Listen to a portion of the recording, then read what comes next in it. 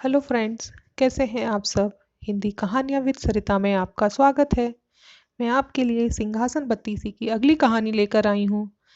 जन्म तथा सिंहासन प्राप्ति की कहानी है। जो राजा ने सिंहासन प्राप्त किया था उसमें 32 पुतलियाँ लगी थी। पहली पुतली रत्न मंजरी थी। जो रत्न मंजरी थी वो राजा विक्रम के जन्म तथा इस सिंहासन प्राप्ति की कथा बताती है। आर्यावर्त में एक राज्य था जिसका नाम अम्बावती था। वहाँ के राजा गंधर्वसेन ने चारों वर्णों की स्त्रियों से 4 विवाह किए थे। ब्रह्माणी के पुत्र का नाम ब्रह्मवीत था। छत्राणी के 3 पुत्र हुए, शंख, विक्रम तथा भृतहरि। वैश्य पत्नी ने चंद्र नामक पुत्र को जन्म दिया था तथा शूद्र पत्नी ने धन्वंतरी नामक पुत्र को।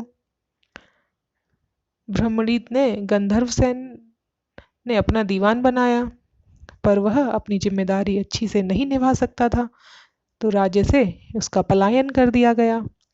कुछ समय भटकने के बाद धारण नगरी में ऊंचा ओहदा प्राप्त किया तथा एक दिन राजा का वध करके उसका खुद राजा बन गया। काफी दिनों के बाद उसने उज्जैन लौटने का विचार बनाया, लेकिन उज्जैन आते ही उसकी मृत्यु हो गई। छत्राणी के बड़े पुत्र शंख को शंका हुई कि उसके पिता विक्रम को योग्य समझकर उसे अपना उत्तराधिकारी न घोषित कर दें, तो उसने एक दिन सोते हुए पिता का वध करके स्वयं को राजा घोषित कर लिया। हत्या का समाचार पूरी तरह फैल गया। उसके सभी भाई प्राण रक्षा के लिए भाग निकले। विक्रम को छोड़कर बाकी सभी भाइयों का पता उसे चल गया कि वे सभी मार डाले गए हैं। बहुत प्रयास के बाद शंख को पता चला कि घने जंगल में सरोवर के बगल में एक कुटिया में विक्रम रह रहा है तथा कंदमूल खाकर घनघोर तपस्या में लगा हुआ है। वह उसे मारने की योजना बनाने लगा और एक तांत्रिक को उसने अपने षड्यंत्र में शामिल कर लिया।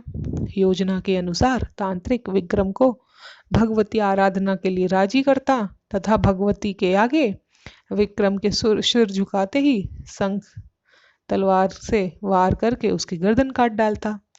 मगर विक्रम को खतरे के बारे में पता लग गया था और तांत्रिक को सिर झुकाने की विधि दिखाने को कहा। शंख मंदिर में ही छिपा हुआ था।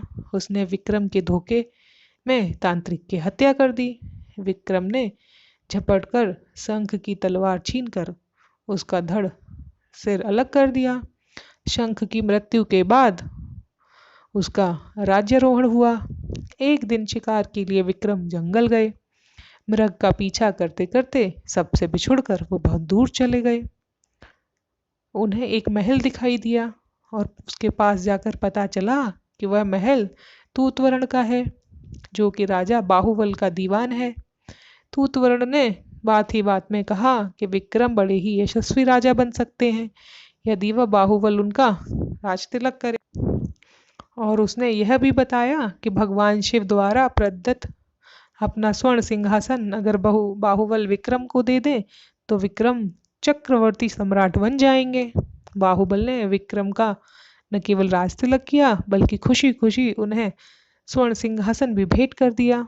कालांतर में विक्रमादित्य चक्रवर्ती सम्राट बन गए और उनकी कीर्ति पताका सर्वत्र लहरा उठी। ये बेताल